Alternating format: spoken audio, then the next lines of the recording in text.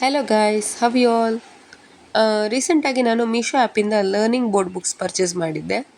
ಇದರಲ್ಲಿ 10 different board ಬುಕ್ಸ್ಗಳಿವೆ. ಯಾರ ಮನೆಯಲ್ಲಿ ಪ್ರೀ ಸ್ಕೂಲ್ ಕಿಡ್ಸ್ ಇದ್ದಾರೆ ಅವರಿಗೆ ತುಂಬ ಯೂಸ್ಫುಲ್ ಈ ಬುಕ್ಸು.